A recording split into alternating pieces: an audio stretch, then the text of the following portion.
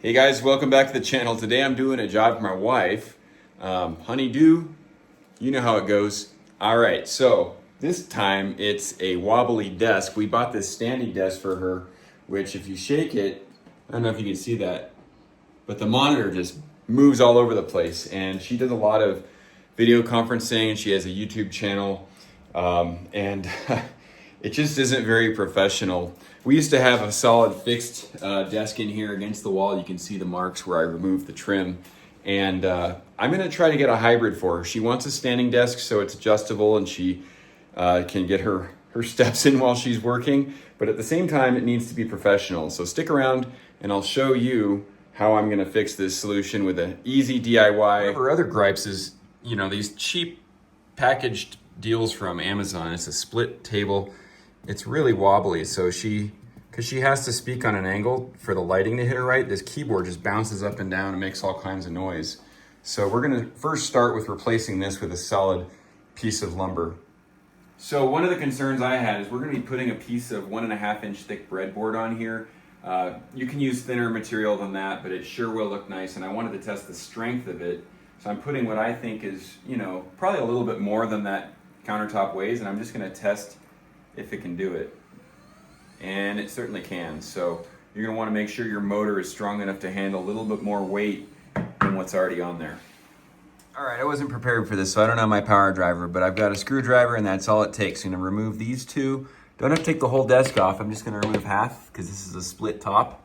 And there's 3 locations and I'll pull the electronics off. Okay, there it is. And if you're wondering why I'm only taking half of this or why I'm even taking it off right now before I have the top made, she likes the size of the desk and we're gonna use this as a template.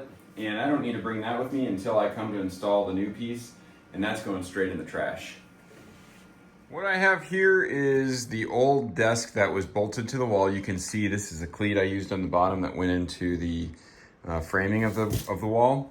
And that's what held it on both ends, which is also a cool idea if you want a fixed desk. I already have the holes cut for the cords.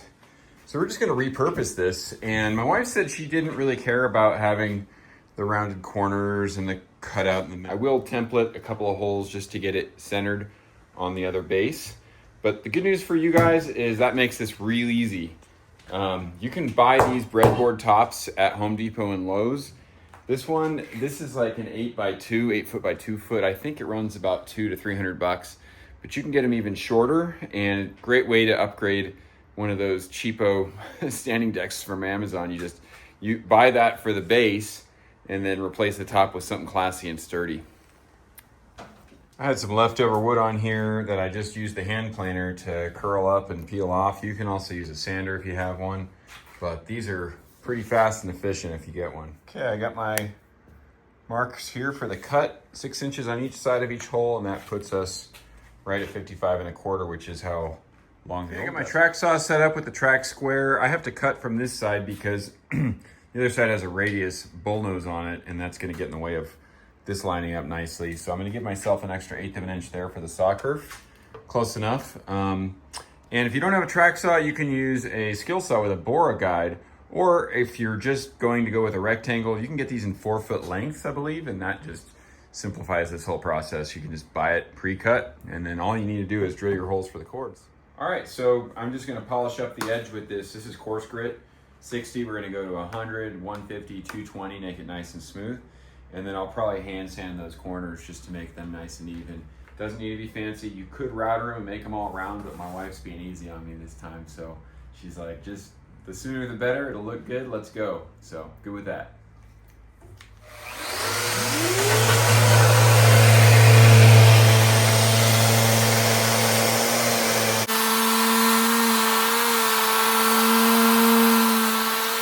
All right, time for some finish. I like to use the Rubio Monocoat Plus 2C. It's very durable and it has an accelerator, kind of like an epoxy, but it's all natural. No VOC, and it's the easiest thing I've ever used. You just wipe it on and wipe it off. It's like using linseed oil, only it looks way better and it cures in just a couple days. In fact, it's hard by the next day. You can actually work with this. So we're gonna use that, and I'm just doing a 3-to-1 mixture with the accelerant and the oil. And we'll go ahead and touch this up and then get it installed tomorrow. Found a scratch on the other side, must have happened during transit. So I'm gonna sand that out. One of the things I love about this product versus using something like polyurethane is you can just sand off where the damage is. And then the finish goes on and it blends right in and you won't even notice. All right, you can see where the finish got sanded off. Watch this. Boom, it's back. Like magic. Right, that cured overnight. I flipped it upside down. Right now I have the front half of the old desk upside down on here, and I'm gonna use the holes on the bottom of this as a template.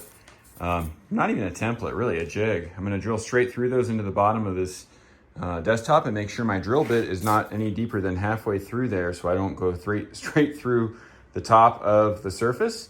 And that not only is gonna get my holes in place for all the devices, but it's also going to align a square shape so that when I get there, I don't have to try to orient it. I just screw it in to what's there and then just drill the rest of the holes and screw the other half. Okay, what I have here is a cord organizer I ordered on Amazon. This is about 35 bucks for 2 metal cord organizers. We have holes in the bottom to get through to our screws. I'm gonna go ahead and line those up and pre-drill those.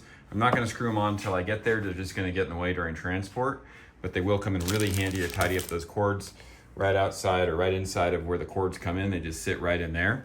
All the links to the products in this video will be in the description. So if you want to find these, I did a little homework and these were my favorite ones for the price.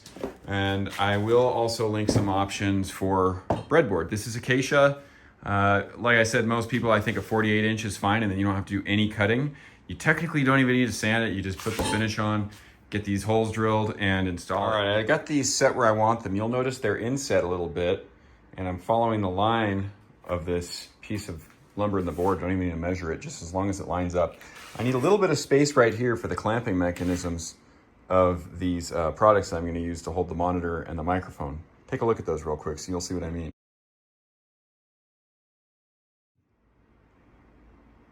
And so yeah, that gives you just enough space. And again, this very thick breadboard material is gonna make those 2 items clamp on really sturdy so you don't have any wobbles during production. Okay, those holes are marked or where I want them, and I'm gonna put my spring-loaded center punch in there. That's gonna guide our drill bit. Just push down. Now I have a nice divot in there.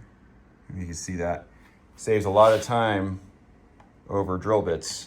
I don't need to pilot it. Back at the office, got the trusty driver. Make quick use of this. All right, you can see the holes line up. I just gotta move that over a little bit. Same on this side. And then I'll take a pilot and run it through those back 2 and screw them in. Now that those are screwed in on both sides, we know that we're in alignment. I'm just gonna use the drill bit in the center of the hole there and pilot that. And then do it on all 4 corners. And tidying up the final accessories. There we go, let's give it a test before we put anything on there. Up. Very nice. Well, there you have it. Nice and sturdy and way more professional, and was able to tuck all those cables that were in the box down below up in these holders. Just a nice tight look. It's gonna look really professional on film. Well, there you have it. That's the completed desk back there. Super sturdy. Very important if you're doing conference calls and you don't want the camera bouncing while you're typing, or if you're doing creator stuff. That makes a $150 Amazon desk more like a $1,000 Herman Miller for a fraction of the price. And if I might say so myself, that 1.5 inch thick acacia is a lot nicer than what Herman Miller gives you. Anyway, I'll link all the products here to the description. So if you're looking for them, go ahead. And if you have any questions about this or even ideas that I might have missed, please share them below. Thanks again for watching. Please like, share, subscribe. And if you like the rest of my channel on DIY stuff, check it out while you're at it. And I'll see you next time.